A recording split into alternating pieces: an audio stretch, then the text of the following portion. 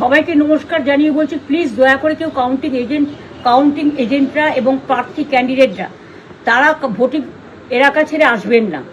Strong রুমে যেখানে counting হচ্ছে, মানে সেন্টারে, সেখান ছেড়ে কেউ আসবেন না। এটা বিজেপির প্ল্যান। প্রথম 2-3 রাউন্ডে আমি কালকে থেকেই বলছি যে ওদেরগুলো আগে দেখাবে, আমাদেরগুলো পরে দেখাবে। এবং অনেক জায়গায় 2-3 রাউন্ড কাউন্টিং করার পরে প্রায় 100টা জায়গায় কাউন্টিং বন্ধ করে রেখে দিয়েছে। এবং কল্যাণীতে ধরা পড়েছে 7টা মেশিন, যেখানে কোনো মিল নেই। এটা টোটাল ফোর্সফুলি সেন্ট্রাল ফোর্সকে দিয়ে চারিদিকে তৃণমূল কংগ্রেসের উপর অত্যাচার করছে, অফিস ভাঙছে, জোর করে দখল করছে। এসআইআর নামে আপনারা দেখেছেন ভোট লুট করেছে যাতে যে সিটগুলো জিততে পারে। কিন্তু এখনও এমন 70টা সিট আছে, 100টা সিট আছে যেগুলো আমরা এগিয়ে আছি, সেগুলো বলছে না। টোটালটাই মিথ্যে নিউজ খাওয়াচ্ছে। আগে ডিআইসিও এই খবরগুলো দিত, কিন্তু তাকে কালকে চেঞ্জ করে দেওয়া হয়েছে। টোটালটাই ইলেকশন কমিশন নিজের ইচ্ছে মতো খেলছে, এবং সাথে কেন্দ্রীয় বাহিনীকে নিয়ে। এবং আমাদের পুলিশরা টোটাল মাথা নত করে কেন্দ্রীয় বাহিনীর আন্ডারে কাজ করছে।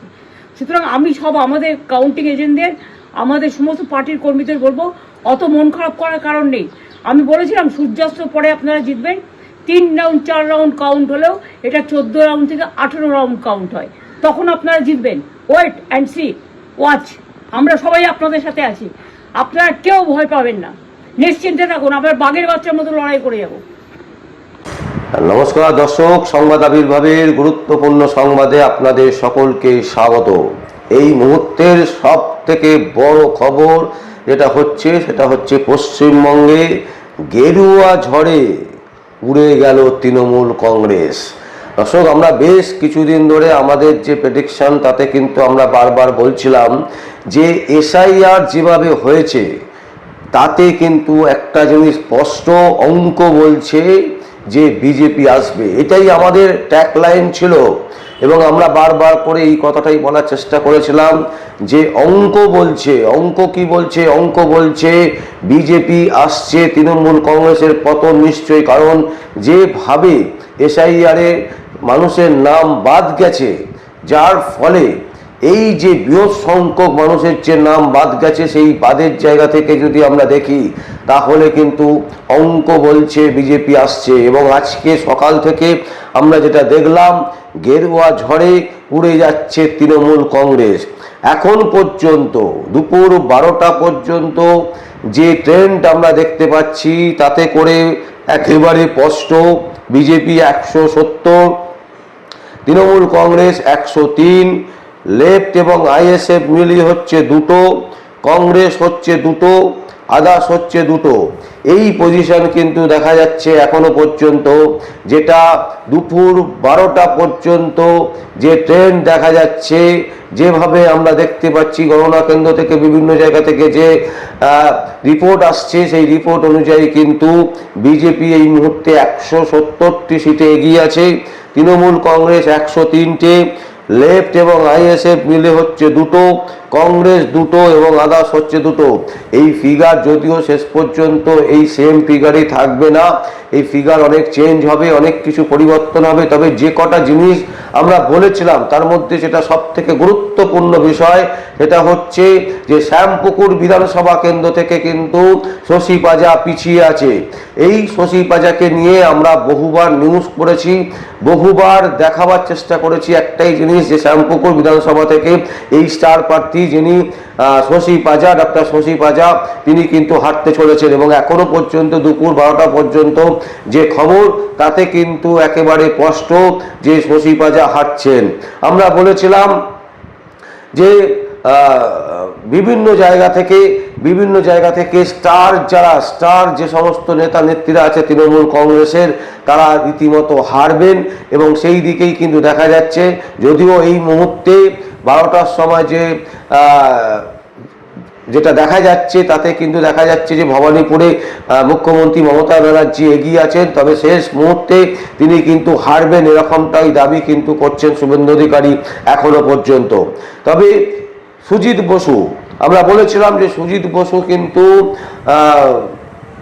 তার যে কেন্দ্র, সেই কেন্দ্র থেকে কিন্তু তিনি হারবেন, কারণ তিনি যেভাবে দুর্নীতির সাথে তার নাম যুক্ত হয়েছিল, যুক্ত হয়ে আছে, যার ফলে যে তিনি যে হারতে চলেছেন সেটা কিন্তু একেবারে স্পষ্ট। আমরা এর আগে কয়েকবার যে সংবাদ পরিবেশন করেছিলাম তাতে আমরা বলার চেষ্টা করেছিলাম যে সুজিত বসু তিনি বিধাননগর থেকে দাঁড়িয়েছেন এবং বিধাননগর থেকে তিনি কিন্তু হাঁটতে চলেছেন, এবং আজকে দুপুর 12টা পর্যন্ত যে খবর আসছে তাতে করে কিন্তু সুজিত বসু কিন্তু হাঁটতে চলেছেন, এটা কিন্তু একেবারে স্পষ্ট। আমরা বেশ কিছু স্টার নেতা নেত্রীদেরকে পাবো তৃণমূল কংগ্রেসের, যারা দুর্নীতির সাথে যুক্ত অনেকে আছেন, তাদের মধ্যে আবার একজন দুজন জিতছেন, যেমন হচ্ছে জ্যোতিপ্রিয় মল্লিক। তবে শেষ পর্যন্ত জ্যোতিপ্রিয় মল্লিক কি জেতেন কিনা সেদিকে আমাদের চোখ অবশ্যই থাকবে, সেদিকে আমাদের নজর থাকবে।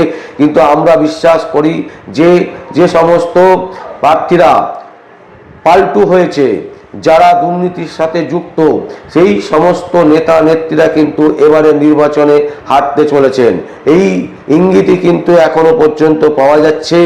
বিজেপি 170টি আসনে এগিয়ে আছে, তৃণমূল কংগ্রেস 103টি আসনে এগিয়ে আছে, লেফট এবং আইএসএফ 2টো সিটে এগিয়ে আছে, কংগ্রেস 2টো সিটে এগিয়ে আছে, আদার্স হচ্ছে 2টো। টোটাল যে আসনগুলো ইতিমধ্যে আমরা দেখতে পাচ্ছি, তার মধ্যে সব থেকে গুরুত্বপূর্ণ বিষয় হচ্ছে ডাক্তার শশী পাজা শ্যামপুকুর থেকে তিনি হাঁটতে চলেছেন। এর আগে আমরা বহুবার তাকে নিয়ে সংবাদ পরিবেশন করেছি, কারণ কুমারটুলির যে উন্নয়ন, সেই উন্নয়নে কিন্তু কোনো রকমেই তিনি কোনো কিছু করেননি, এটা একেবারে স্পষ্ট। এবং সকাল থেকেই কিন্তু তার যে ভোট গণনা কেন্দ্র, সেখান থেকে যে খবর আসছে তিনি কিন্তু হাঁটতে চলেছেন, তিনি কিন্তু এখনো পর্যন্ত পিছিয়ে আছেন তার যে প্রতিদ্বন্দ্বী বিজেপির প্রার্থী পূর্ণিমা চক্রবর্তীর কাছে কিন্তু তিনি হাঁটছেন, এরকমটাই কিন্তু ইঙ্গিত সকাল থেকে পাওয়া যাচ্ছে। অন্যদিকে আমরা বলেছিলাম সুজিত বসু হারবেন, সুজিত বসু কিন্তু হাঁটছেন এখনো পর্যন্ত। দুপুর 12টা পর্যন্ত যে ট্রেন্ড আছে তাতে কিন্তু স্পষ্ট সুজিত বসু বিধাননগর থেকে তিনি কিন্তু হাঁটছেন, এবং আমরা এর আগে বলেছিলাম যে সুজিত বসু হারবে, এবছরে তিনি হারার চান্স ম্যাক্সিমাম, সেটাই কিন্তু হচ্ছে। আবার অন্যদিকে আমরা এও বলেছিলাম যে মুখ্যমন্ত্রী মমতা ব্যানার্জি ভবানীপুর থেকে হাঁটতে চলেছেন, কিন্তু এখনো পর্যন্ত যে রেজাল্ট আমাদের সামনে আসছে তাতে করে কিন্তু মমতা ব্যানার্জি 8,000-এর ওপর ভোটে এগিয়ে আছেন।